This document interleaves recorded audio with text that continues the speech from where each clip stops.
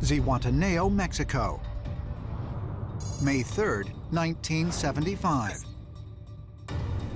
After dropping off passengers at this seaport town on the Pacific coast, pilot Carlos de los Santos embarks on a return trip to Mexico City in his Piper PA-24 Comanche. The weather conditions are clear and visibility is good as de los Santos cruises at 10,000 feet. 1 hour into the flight, he witnesses something unusual.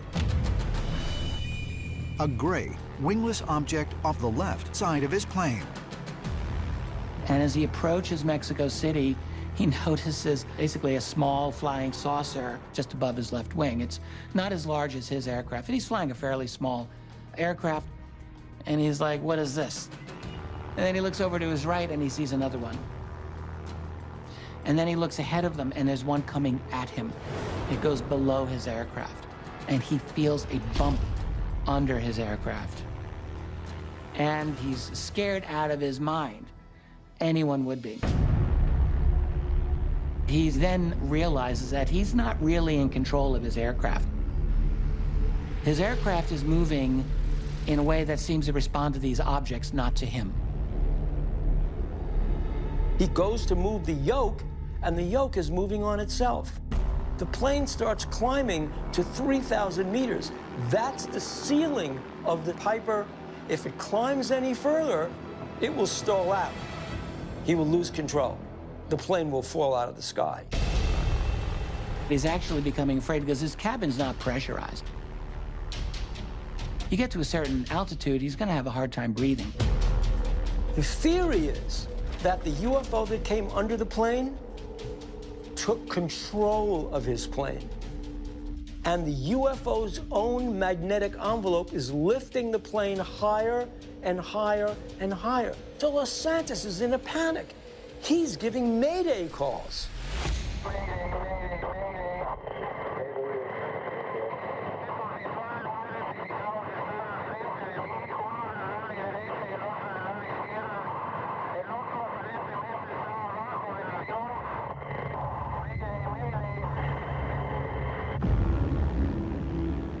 He's telling them, there are these unidentified objects at my wingtips and below me, and I don't know what to do.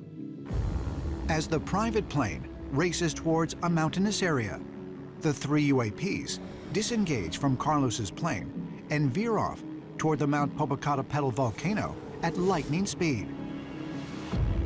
As the objects disappear from sight, Carlos regains control of the plane. But he quickly realizes his ordeal isn't over. He can't initiate his landing gear because of the impact that one of these objects made on his aircraft. He has to circle around the airport about 10 times, and he uses a screwdriver to push the lever to get his landing gear to come down. And he successfully lands his aircraft. It's kind of an amazing thing there. So he lands his aircraft, and the story doesn't end here. Now, he would have had his whole career reputation ruined probably with this, except for the fact that Mexican air traffic control tracked these objects also, and this came out to support him. This story became a huge news story in Mexico. Didn't really make much impact in the United States, but it was a very big story in Mexico. Years later, De Los Santos revealed that in the aftermath of the event, he was twice approached by mysterious figures, warning him not to speak about his experience. The first occasion was just before he was scheduled to be interviewed by a Mexican television station. The second happened when De Los Santos was set to meet with the famous UFO investigator, J. Allen Hynek. Hynek was into the case. A lot of people were following this case. And just before he was going to meet with Hynek at some hotel, he gets another encounter from one of these men in black, these tall, pasty, white-skinned guys who warned him, don't talk about this. He was threatened.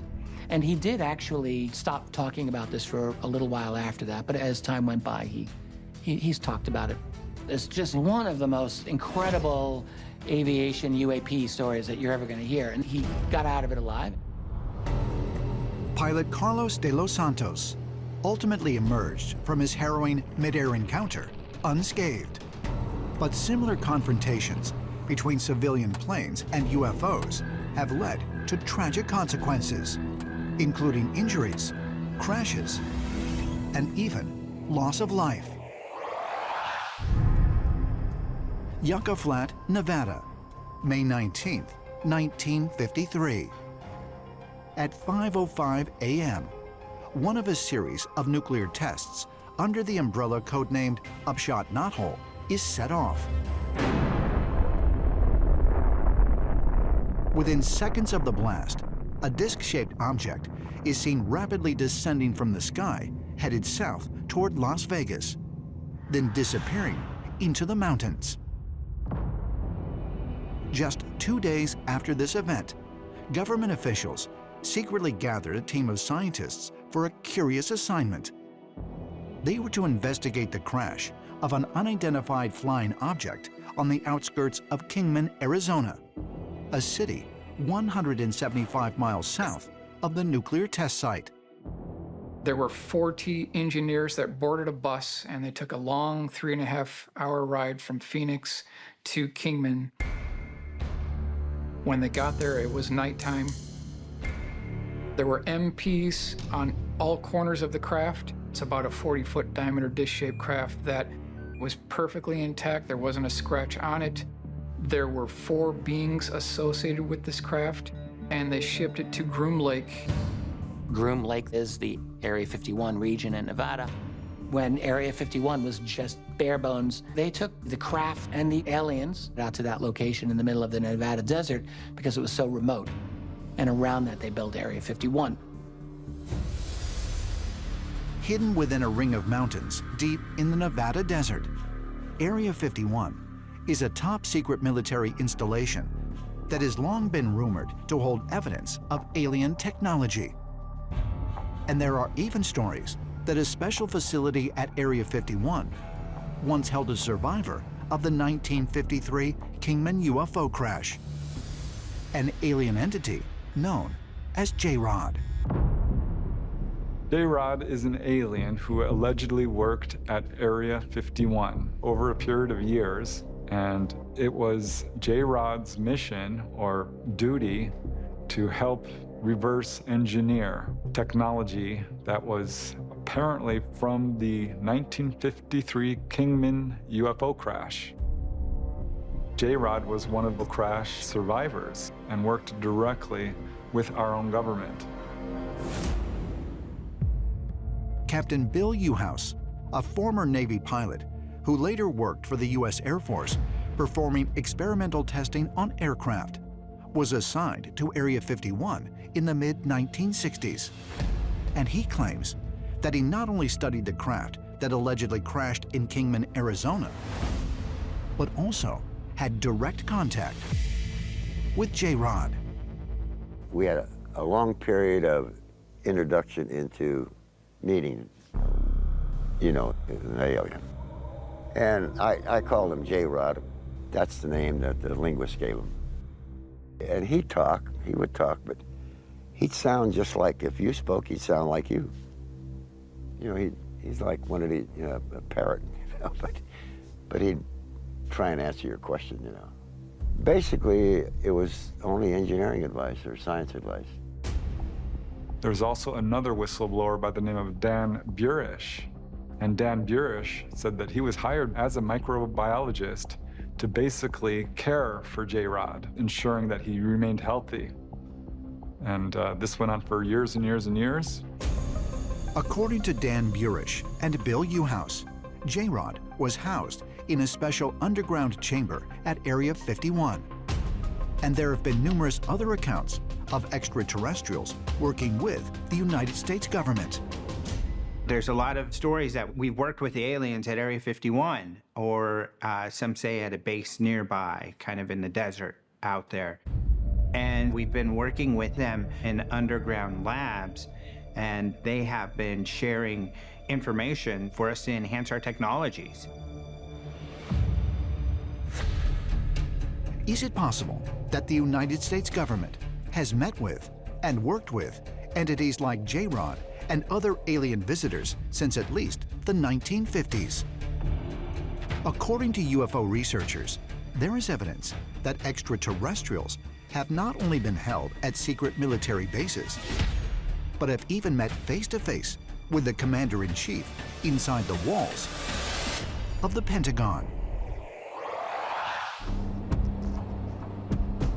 Pilot Theo Chesley has reported one of the most significant and credible UFO sightings in recent Alaskan history. The incident caught the attention of author and researcher David Childress, who traveled to Anchorage to meet with Chesley and examine the evidence of his harrowing encounter. Hi, Theo. Hi, David. Nice to meet you. Nice to meet you. I understand you have a very interesting story to tell. Well, I do, and it happened right here in this aircraft. You've been flying here for quite a few years, right? Yeah, about 35 years. So when was this first occurrence? Well, we had a flight back in October 2019. We were northeast of the mountain. We were probably 30 miles from the mountain. We spotted something in the sky, and this is what we saw. Did it seem to have a cloud around it, or no? It had like a tail on it, a little bit of a wisp coming out of the back. So I'm looking at it going, okay, what is that? As we started to come towards the mountain and fly by it, this horizontal disc turned vertical and came over and sort of parked by the mountain and held its shape. So it had been moving, and then it stopped. It stopped by the volcano. So I'm like looking at it going, okay, if this is a smoke ring, it's not going to hold its shape. It's not going to stop. It's going to dissipate. It held its shape the whole time. And had you ever seen anything like this before? I'd been flying, 35 years and 15,000 hours of flight time, most of them in Alaska, and I had never seen anything like this. Then we had something fly out of the mountain. Now the mountain... A second object. A second object. So this object flies out of the mountain. And at the same time, we're still watching the sphere that's vertically parked. And it's like up It's here. right over here. As a matter of fact, I'll show you another picture here that kind of just puts it all together. Okay. Okay, so then this appeared on the side of the mountain. This green orb shows up on the side of the mountain in a lower spot. The next picture we take, this is what happened to the vertical sphere in the sky. Something flew inside of it and pulled it out of shape. You see these two little, I don't know, there's like two little wings out there. And we like looked at that and I said, no, we're done here. We are leaving the scene here. And to be honest, my concern level was going about through the roof at that point. Did it seem like a very large object then? This is a big mountain, and this was something that caught our eye 40 to 50 miles away. Okay, that's, it's like 40, 50 miles away. So this had to be almost, I want to guess, half a mile wide. Wow, that's fascinating. And,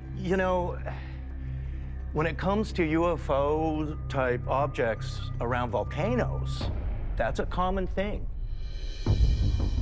One of the first modern UFO sightings on record involved an entire squadron of vehicles that appeared to enter a volcano.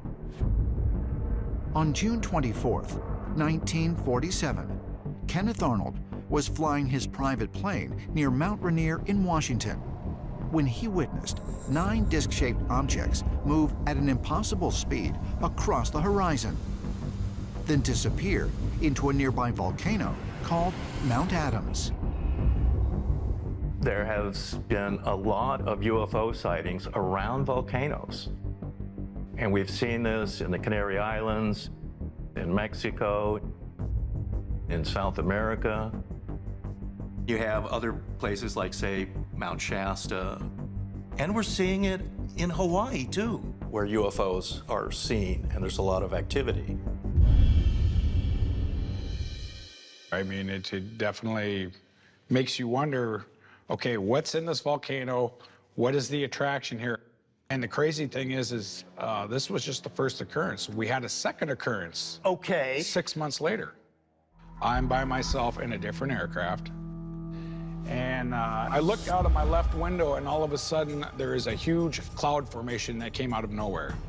And that's right, kind of above the volcano. Above and east of the mountain. But I've never seen anything like this in my life. It was a clear sky without anything, and suddenly you saw this. Well, you saw the picture. That picture that I took, clear sky, was a minute before this decided to show up. So the crazy part is, this cloud morphed into several different shapes.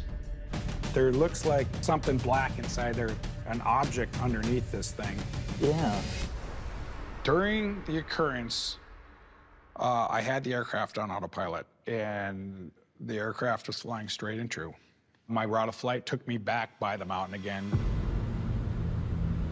As I'm coming back, I have the aircraft on autopilot, and I look down and I notice I'm 35 degrees off course heading towards the mountain. I shut the autopilot off, reset the heading, set the airplane back up on course, and okay, yeah, we're fine. I'm looking around again, trying to see if there's anything, and I look down, and we're heading back towards the mountain again. It happened 2 times. So at that point I go, oh no, something's not right here. I'm gonna hand fly the aircraft. And worked fine, hand flying the airplane. But I've never had that happen to me on an autopilot, just pull the aircraft, you know, start pulling the aircraft somewhere where it's not supposed to be. So the autopilot then was somehow sensing some weird magnetic thing and pulling you then out of... Something internally in the aircraft was feeling a magnetic pull. This sounds a lot like other things that have happened, like, say, in the Bermuda Triangle or something, like where their instruments do go haywire or they're being taken off, you know, course without even knowing it. And suddenly they vanish, right? Very much so. To me, this is a very important story. I'm so glad that you've been able to get these good photographs. You've got other witnesses. And for 70 years, there have been planes vanishing, even military planes. This all fits so squarely into the mystery, which is Alaska. Alaska, November 17th, 1986. Japan Airlines Flight 1628 is carrying cargo from Paris, France to Narita International Airport near Tokyo. The 3-person crew is led by Captain Kenju Terauchi, an ex-fighter pilot with over 10,000 hours of flight time. As the 747 approaches Anchorage, Captain Terauchi notices 2 strange lights out of his cockpit window. It's dark. It's very early morning before sunrise. These lights are clearly maneuvering. They are in relationship to each other. One is on top of the other, and they move directly in front of his aircraft. Now, he's flying at about 500 miles per hour. These things are pacing him. Captain Terauchi realizes the lights are strange oval-shaped flying objects, and they're getting dangerously close to his aircraft. As bright lights fill the cockpit, Captain Terauchi radios the Anchorage Air Traffic Control Center and asks if they can identify the objects near his plane.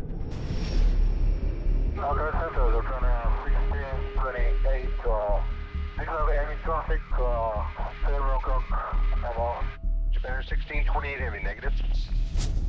Japan 1628, roger, and we inside 2 traffic, in front of us, 1 mile about. Japan 1628, roger, can you identify the aircraft? We are not sure, but we have traffic inside now. As Terauchi attempts a series of evasive maneuvers to avoid a potential collision, the 2 UFOs suddenly disappear. In their place is another object. One so large, it dwarfs the 747. His words for describing it were gigantic spaceship, the size of maybe 2 aircraft carriers, just immense. Terauchi sees this massive thing in the sky, and he's scared. Concerned by Captain Teotihuacan's report, the air traffic controller calls NORAD, the North American Aerospace Defense Command, based at Elmendorf Air Force Base in Anchorage. Communication specialists at the airbase confirm that there is a very large, unidentified object on their radar screens. Traffic control told them that they could actually take whatever evasive actions they needed to avoid collision, and they even dropped down to 4,000 feet above sea level, and the thing continued to follow them. Air traffic control diverted another commercial flight to come look at this UFO, and by the time they got there, UFO was completely gone. One of the reasons why the JAL report is such a big deal is because the corroborating evidence is overwhelming. Not only are there eyewitness reports, but there's the records of the communication systems that Teotihuacan was in touch with. Actual dialogue that happened. Hey, we are up here. We see this. Are you guys seeing this on your radar? All this stuff is recorded. Once safely grounded, Captain Teotihuacan, his co-pilot, and flight engineer were immediately interviewed by Alaska Federal Aviation Administration officials and other special agents. There's an FAA investigation into this. There's lots of documentation. There's no real hard and fast conclusion about this. And so the pilot, perhaps out of frustration, talks to the media. In December 1986, 1 month after the encounter, Captain Teotihuacan contacted Kyoto News and said he believed the mysterious crafts were of extraterrestrial origin. The unauthorized statements prompted Japan Airlines officials to remove Captain Teotihuacan from pilot duty and assign him to a desk job. Around the same time, John Callahan, the FAA's Division Chief of the Accidents and Investigations Branch, learned of the incident and deemed it worthy of investigation. John Callahan went to DC about this, and there was a meeting that was chaired by one of the top people of the FAA. This meeting was also attended by representatives of the FBI, representatives of the CIA, and representatives of President Reagan's White House. They had audio tapes that were played between the pilot and air traffic control describing everything that was happening, and written reports. And at the end of the meeting, one of the CIA agents stood up and said, "This meeting never happened, and we're confiscating all of the data that has been shared here." Now, Callahan, he was a little sly, but he was within his rights. "They never asked me," he said, "if I had a copy of any of this myself." He said, which I did. He had a copy of the audio recordings, if nothing else, and a little over a decade later shared that with the public. John Callahan came away with the feeling that there was essentially a kind of cover-up. The FAA didn't want the fact that this incident had occurred to get out. I've spoken to pilots who have seen amazing things out there, but never reported because of the fear of being disbelieved, being ridiculed, and perhaps being grounded. You won't be flying anymore. So what did they say? Most times, nothing. You have countless commercial and private airline pilots who spend an exorbitant amount of time up in the sky. And in my opinion, I think they're the best people to discern what is natural and what is not. As far as ancient astronaut theorists are concerned, UFO encounters reported by civilian pilots provide some of the most compelling evidence that there is an extraterrestrial presence in the skies above Earth. And according to some pilots, what they've witnessed presents a serious danger. Mexico City, beneath the current-day capital of Mexico, lie the ruins of the ancient Aztec metropolis known as Tenochtitlan. The Aztecs dominated much of central Mexico from the 14th to the 16th century AD. And Tenochtitlan is considered to be their first official settlement. An incredibly sophisticated city featuring a grid system of canals and causeways. But according to their historical texts, the Aztec civilization did not originate here. The Aztecs say they started from this place up in the north called Chiquimostoc.